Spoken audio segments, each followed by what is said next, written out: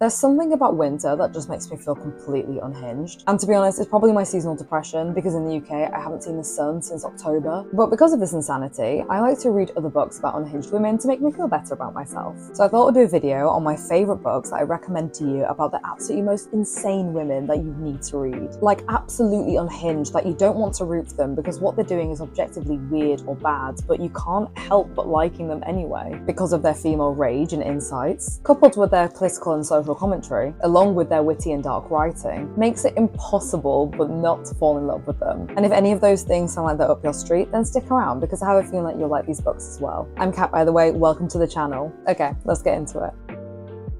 We're starting off strong, and our first unhinged novel is My Year of Rest and Relaxation by Ottessa Moshfegh. This novel is essentially about a young, rich white woman living in New York, but she's suffering with grief and depression following the death of her parents. And she attempts to escape the ills of the world and erase her identity completely by sleeping for one whole year, a sort of extended hibernation. Whilst this sounds like a completely depressing novel, it's actually quite funny. Ottessa Moshfegh has this really unique ability to write very bizarre and witty novels that are centered around women who are very weird but oddly hypnotizing to read. All of her protagonists I've read in her books I've been oddly disgusted by but also strangely fascinated, which is why I adore everything she writes, because she does not shy away from these moments when women are at their most raw and vulnerable. And it's something I think that more authors should embrace because it's weirdly comforting to read about the weird and gross things that other unhinged women are doing. Because yeah, women aren't flowery and perfect all the time. In terms of plot, nothing actually major happens in the story, but it's very character heavy and very perceptive when it comes to the main character and perceiving all of those around her. I also feel like it's a bit of a satire of rich white girls living in New York, and I read a lot of reviews about people disliking the book because they found the main character so insufferable and annoying. But I think once you realise it's a satire and she's taking the piss, then I feel like it's way more enjoyable and you realise that she's doing it for a purpose. But I definitely recommend this book to all the girls because this character is so unhinged and so weird that I feel like she is so enjoyable to read about. And if I was offered the chance, I would definitely sleep for a whole year. That sounds like my dream. Bed-rotting girls, rise up.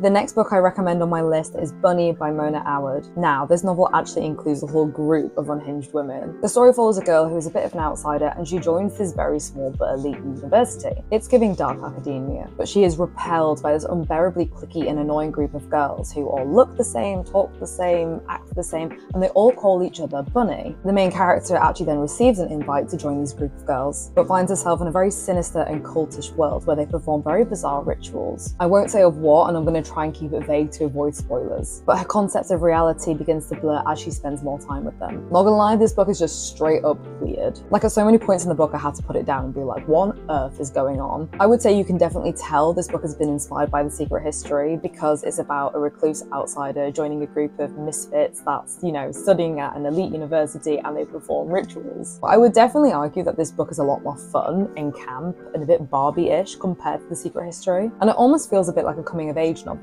because the main character is awkward, lonely, and you feel that sort of leftover adolescent self-consciousness seep through the book as she's trying to fit in with this other group of girls. However, I must admit, whilst I really did find this book bizarre and it was quite fun reading about these unhinged women, I liked it, but I didn't absolutely love it. I found the main character quite whiny and repetitive at times, which quite often did take me out of the story, and the ending was just a bit weird. But I do know a lot of people who really, really love this book and are obsessed by it. So I would honestly say just give it a try and see what you think. But honestly, take this book with a pinch of salt because it's very much not like The Secret History or like If We Were Villains or anything like that. It's a lot more weird and camp. Feels like a dark Barbie version satire of The Secret History, to be honest. But yeah, proceed with caution.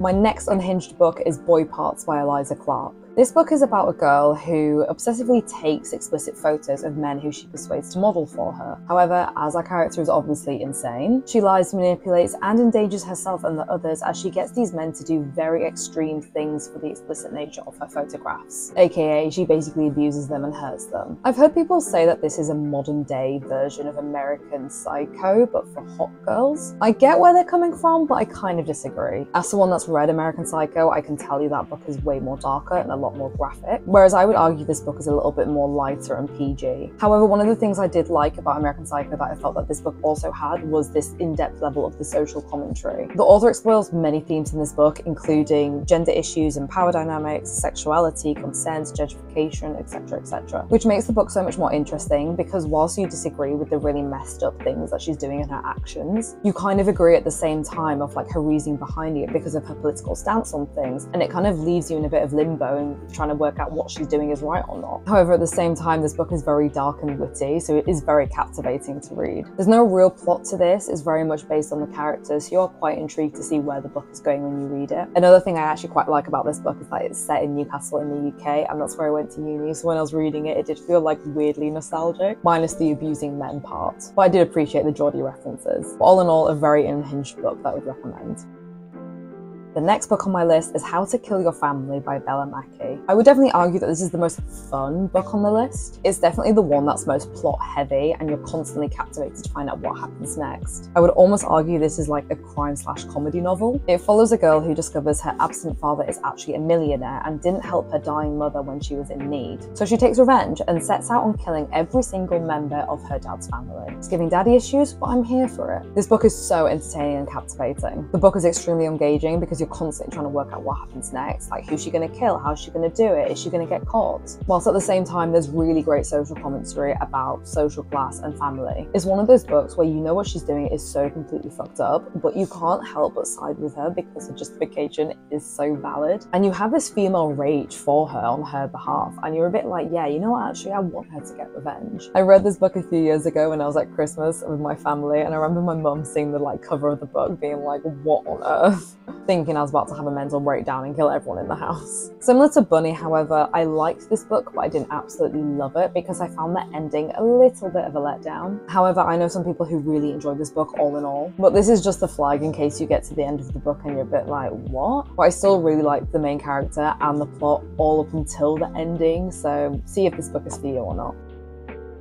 The next book on my list is probably a little bit different, and it's The Vegetarian by Kang. This is actually a Korean book, and I'd argue it's more of a novella because it's quite short. And it follows a woman who one day starts having these really gory and graphic and devastating nightmares that convinces her to stop eating meat. However, this decision in her diet starts to affect everybody else around in her life. More specifically, the relationship to her husband and also her family. Because people think because she stopped eating meat, she's lost her mind and she's actually going insane. And they begin to treat her differently because of this, to the point of literal abuse. I say this is a slightly different novel because unlike the others, whilst it is about a unhinged woman, it's slightly less witty and comedic and more dark as it kind of looks at the bigger picture of how society treats women. Because I think this novella is actually more about anorexia, patriarchy, abuse, and it shows the emotional toll of violence against women. One thing I really liked about this book is that although the narration at the start is from her, the rest of the book is split into different parts of different people around her having a view of her, and therefore it gives this very strong sense of alienation that you don't really know why she's doing it, but you're seeing how other people are treating her because of it. And whilst it's a very unsettling book, it's very beautiful because you kind of see how different people in society treat women with mental illness. So this book is a little darker and less comedic if you're into that, so I just thought I'd put it in the list to give you a bit of variety in what you're after. But it's still a fantastic book and I'll definitely recommend this to read.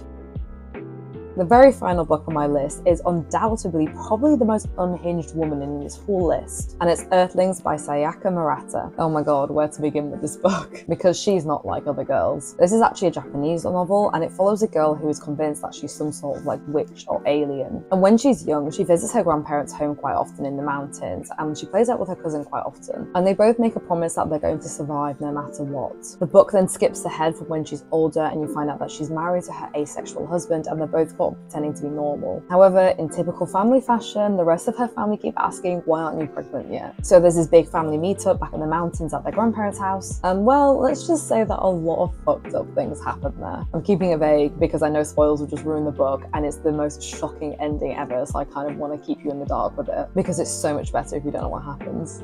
Extremely weird and unhinged, to the point where I still think often about the book's ending even now when I read it years ago, to the point where you'll be questioning if there's something something wrong with you for liking this book after. I did anyway. It's outrageous and intense, but also absolutely disgusting and unhinged. But if you're allergic to these sort of things, then definitely give it a try, because I think you'd enjoy. And those are my recommended books about completely unhinged women. If you have any good books about unhinged women, please let me know in the comments. I'm trying to find more books to read because I absolutely love this genre of literature. I support women's rights, but most importantly, I support women's wrongs. If you enjoyed the video, please give it a like. It really helps me out. And if you're new here, subscribe to the channel. I'll see you in the next one.